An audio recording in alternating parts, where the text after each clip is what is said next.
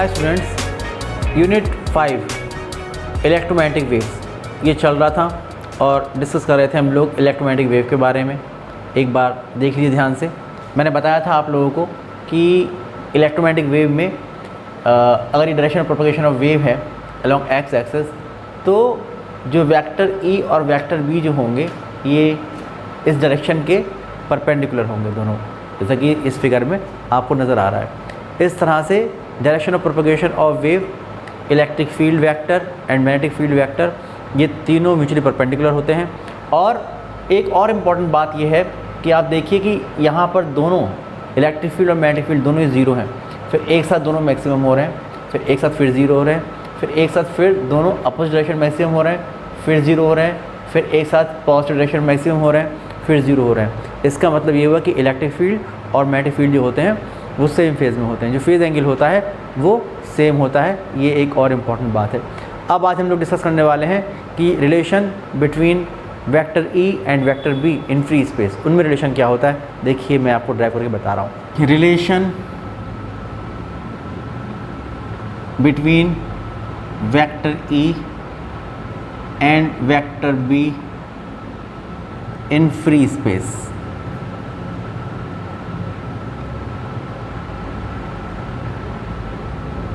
Eleventh class की बात आपको याद दिला दूं कि अगर कोई भी वेव किसी भी जगह पर अगर उसका प्रोपगेशन हो रहा है और उसका एम्पलीट्यूड अगर a है, तो डिस्प्लेसमेंट इक्वेशन जो इसकी हुआ करती थी वो होती थी y is equal to a sine 2 pi t upon t minus x upon lambda.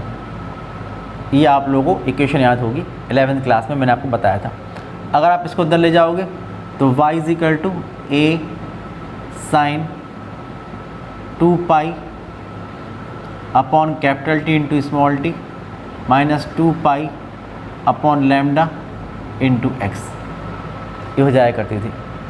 ये 2 pi upon T angular frequency omega, 2 pi upon lambda propagation constant के से रिप्रेजेंट करते थे, तो वो जाते थे y is equal to a sine omega T minus k into x.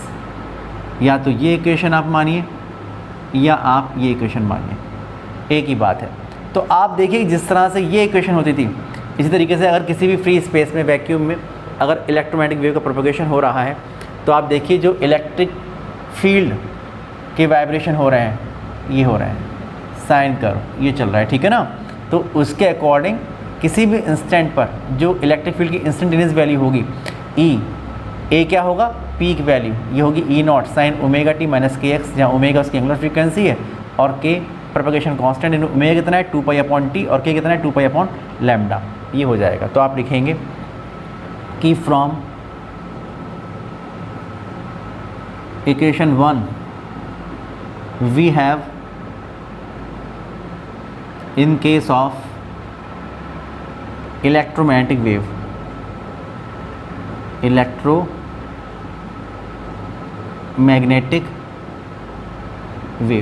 तो यहाँ इसकी तरह हो जाएगा कि E इज इक्वल टू ये E naught sine omega T minus के एक्स, ये हो जाएगा।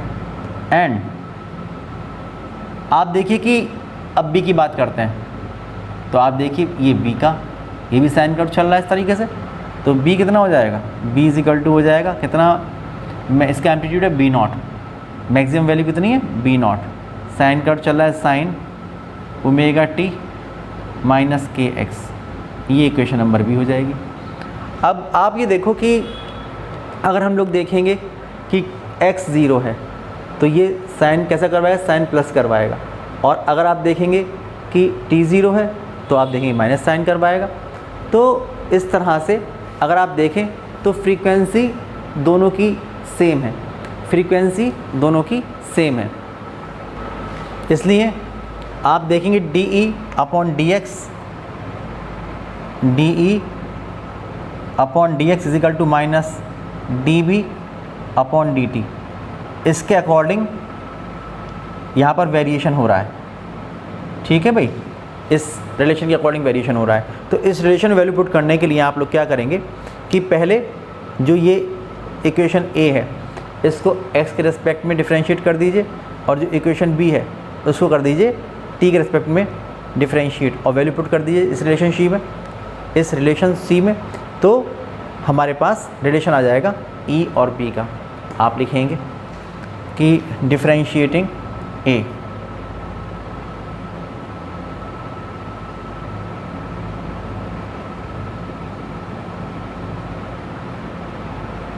with respect to x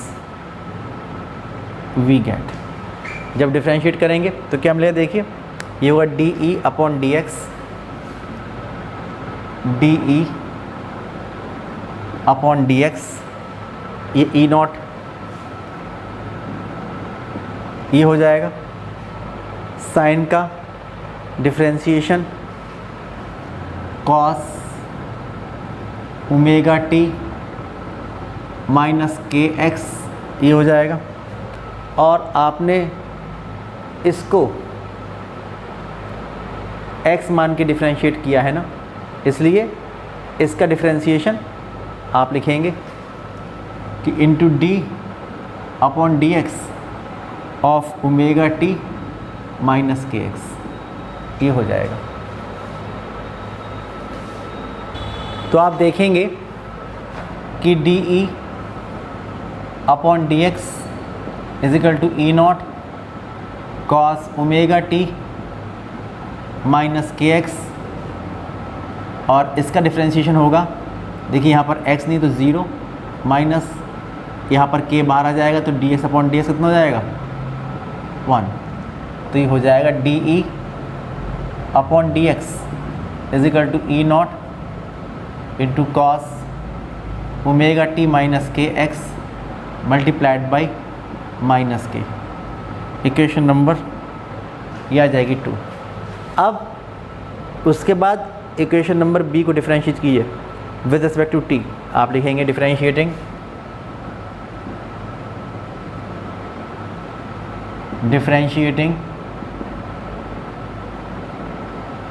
equation B with respect to T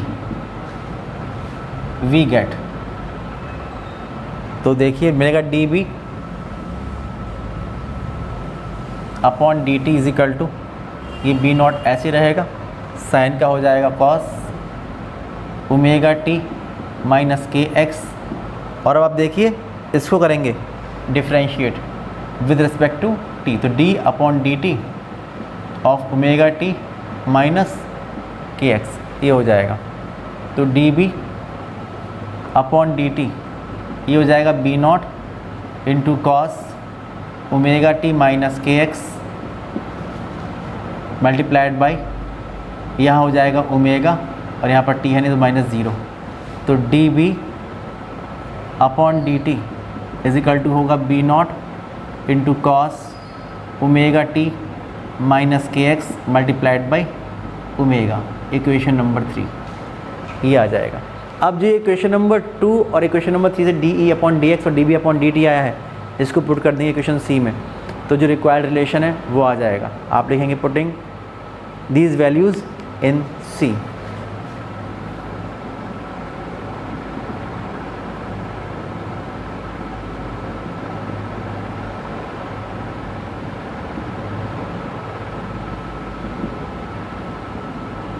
in relation C, that is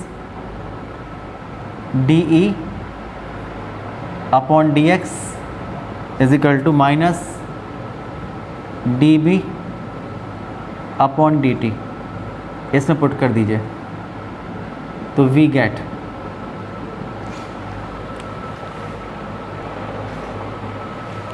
ये हो जाएगा D E upon D X, तो हो जाएगा D E upon D X की value E naught cos omega T minus के x multiplied by minus K equals to minus D B upon D T की value है B naught cos omega T minus के x multiplied by omega. तो आप देखिए ये cos का term से कैंसिल हो जाएगा और ये जो माइनस है ये माइनस से कैंसिल हो जाएगा, तो बचेगा E naught into K is equal to B naught into omega. तो E naught upon B naught is equal to omega upon K. मैंने बताया था कि जो ओमेगा है ये इसकी एंगुलर स्पीड है, वैल्यू कितनी होती है 2 पाई अपॉन कैपिटल टी, और जो के है ये बताया था कितना होता है proportion constant 2 pi upon lambda. तो 2 पाई अपॉन लैम्डा, इससे ही कैंसिल हो जाएगा, तो लैम्डा अपॉन टी या 1 upon T into lambda. 1 upon T क्या होता है फ्रीक्वेंसी यानी एन इंटू लैम्डा, और आप जानते हैं एन लैम्डा क्या होता है v equal to n lambda, और यहाँ पर हम लोग बात करें फ्री स्पेस की, इसका मतलब वैक्यूम की, तो ये सी हो जाएगा। तो E naught upon B naught is equal to C, यानी speed of light in free space 3 × 10⁸ metre पर सेकेंड, ये इसके इक्वल होती है। ये रिलेशन हमारे पास निकल के आता है, ये रिलेशन जो हमारे पास निकल के आता है, सपोज़ ये रिलेशन निकल के आता है डी, ये रिलेशन निकल के आता है हमारे पास। अगर आप देखें कि इक्वेशन ए से और इक्वेशन बी से इसकी वैल्यू पुट कर दें ई नॉट की और बी नॉट की, तो एक और रिलेशन हमारे पास आ जाएगा। वो रिलेशन क्या होगा वो मैं आपको बता रहा हूँ। Putting values of E naught and B naught from A and B, we gate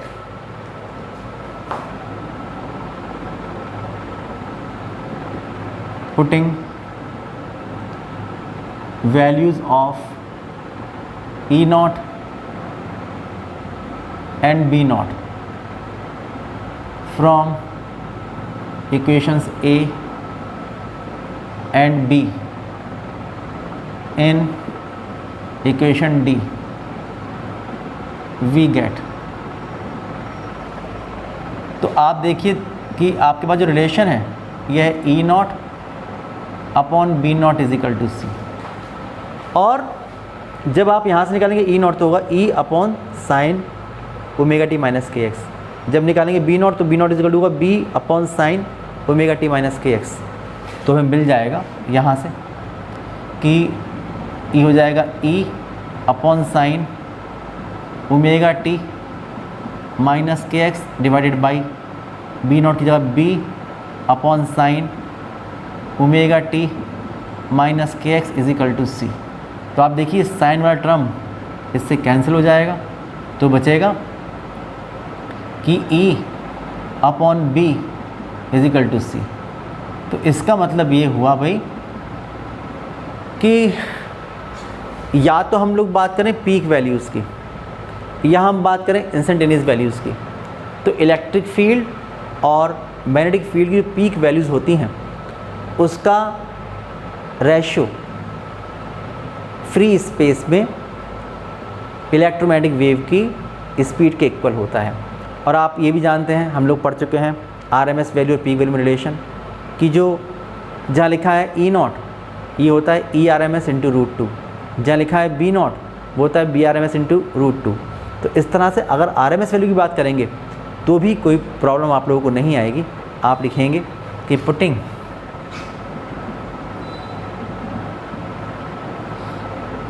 E naught is equal to E R M S into root two and B naught is equal to B R M S into root two, तो we get from D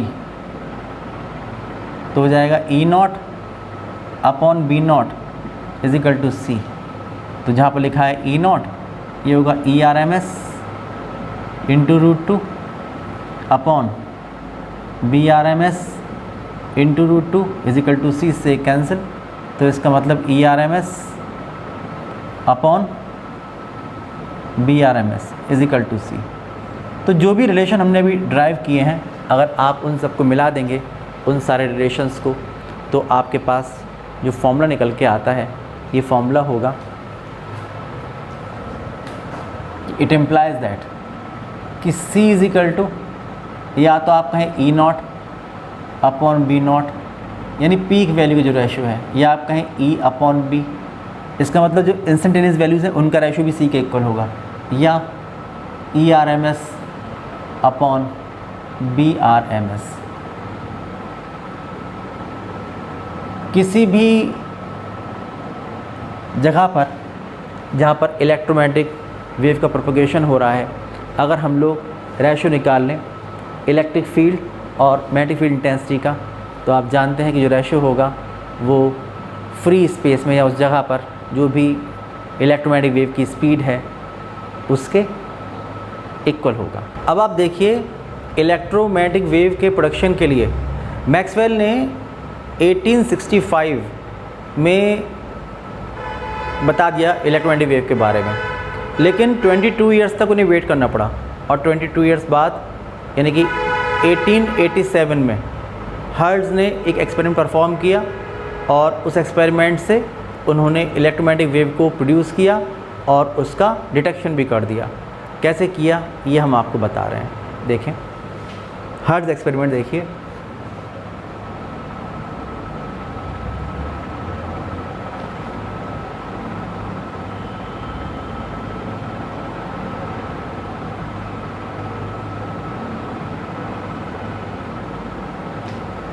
यहाँ पर 40 centimetre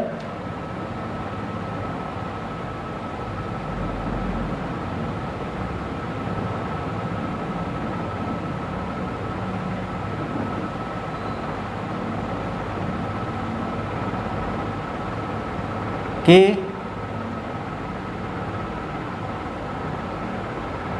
as वाली दो brass metallic plates ली गई हैं P1 और P2, और इनका जो गैप है, जो सेपरेशन है, ये 60 सेंटीमीटर ये रखा गया है, और जो इनके सेंटर्स हैं इनको थिक वायर्स से या थिक रॉड से कनेक्ट कर दिया गया है। ये थिक रॉड से कनेक्ट कर दिया गया है, और यहाँ पर ब्रास के स्फीयर्स लगा दिए गए हैं। यहाँ पर ये प्लेट्स हैं, ये रॉड्स हैं R1 R2, और ये स्फीयर्स लगे हुए हैं S1 और S2, ब्रास के स्फीयर्स लगे हुए हैं वेल पॉलिश्ड, और इनका जो कनेक्शन है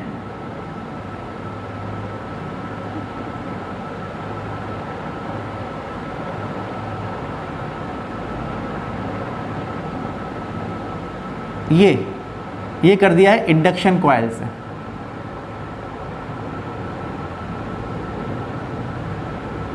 ये कर दिया है, ये इंडक्शन कॉइल।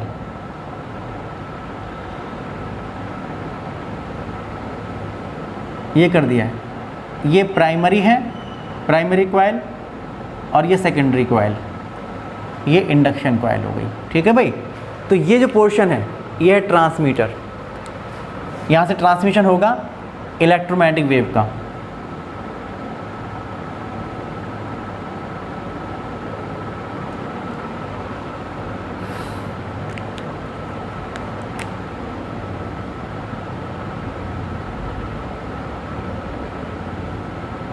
ये जो गैप होता है S1 और S2 के बीच का, ये अप्रॉक्सीमेटली 2 और 3 सेंटीमीटर का होता है। क्या होगा बताऊंगा अभी आप लोगों को।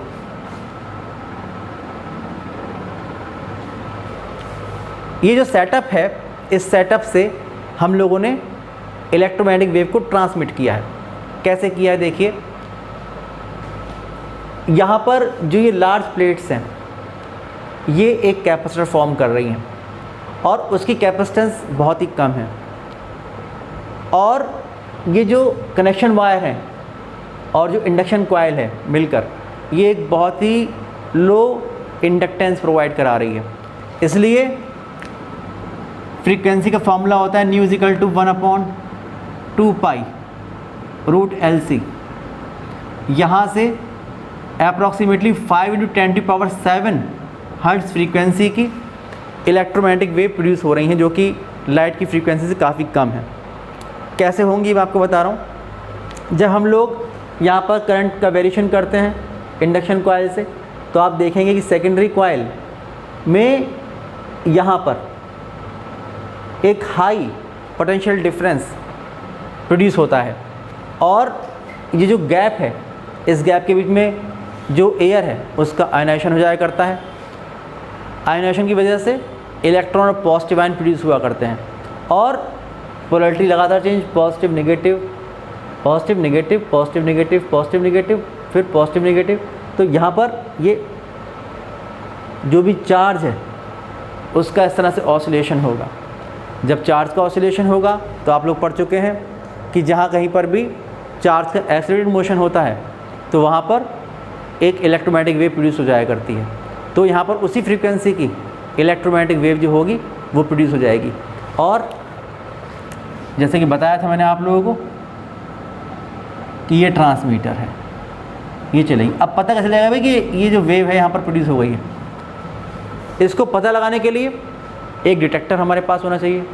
डिटेक्टर बनाते हैं, जैसे हमारे पास ये जो थे हमारे पास S1 S2 दो स्फीयर्स, बिल्कुल आइडेंटिकल दो स्फीयर्स यहाँ पर लेंगे, S1 डैश और S2 डैश, ये लेंगे।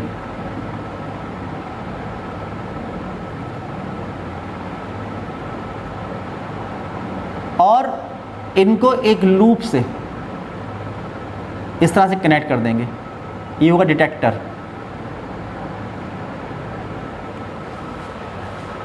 ये जो हो गया, ये हो गया डिटेक्टर। जब ये इलेक्ट्रोमैग्नेटिक वेव चलेगी यहाँ पर और यहाँ पहुँचेगी इन स्फीयर्स के पास, तो हाई पोटेंशियल डिफरेंस यहाँ पर प्रोड्यूस करेगी, और उसकी वजह से यहाँ पर स्पार्क होगा। तो इसका मतलब ये प्रेजेंस बता रहा है कि इलेक्ट्रोमैग्नेटिक वेव की प्रेजेंस यहाँ पर है। अगर हम लोग जब तक इसको डिटेक्टर्स के जो स्फीयर्स हैं S1 dash S2 dash, S1 dash और S2 डैश, जब तक इनको हम S1 S2 के पैरेलल रखते हैं इस तरह से, तब तक तो इलेक्ट्रोमैग्नेटिक वेव्स का डिटेक्शन होता है। और अगर ऐसे कर देते हैं परपेंडिकुलर, तो डिटेक्शन नहीं होता है। रीज़न पता है आप लोगों को? रीज़न ये है कि जो इलेक्ट्रोमैग्नेटिक वेव्स हैं वहाँ पर अगर ये direction of propagation of wave है, तो इलेक्ट्रिक फील्ड और मैग्नेटिक फील्ड के जो वाइब्रेशंस होते हैं वो एक्स के परपेंडिकुलर होंगे, यानी कि direction of propagation of wave के परपेंडिकुलर डायरेक्शन में होंगे। इसलिए ये जो नेचर है इसका, ये ट्रांसवर्स नेचर है। अगर हम लोग इसको ऐसे कर देंगे तो लॉन्गिट्यूडनल नेचर तो इसका है नहीं, इसलिए जो डिटेक्टर है ये इलेक्ट्रोमैग्नेटिक वेव्स को डिटेक्ट करना बंद कर देगा। तो हर्ट्ज़ एक्सपेरिमेंट की हेल्प से हम लोग केवल इलेक्ट्रोमैग्नेटिक वेव को प्रोड्यूस नहीं कर सकते हैं, बल्कि उसका डिटेक्शन भी कर सकते हैं। आप देखेंगे कि हर्ट्ज़ ने जो इलेक्ट्रोमैग्नेटिक वेव थी, केवल उसको प्रोड्यूस करके उसका डिटेक्शन ही नहीं किया, बल्कि रिफ्लेक्शन, रिफ्रैक्शन और पोलराइजेशन, इन सब के बारे में बताया कि जिस तरह से लाइट वेव में जो प्रॉपर्टीज़ होती हैं, वही प्रॉपर्टीज़ जो होती हैं वो किसी भी इलेक्ट्रोमैग्नेटिक वेव में हो सकती हैं।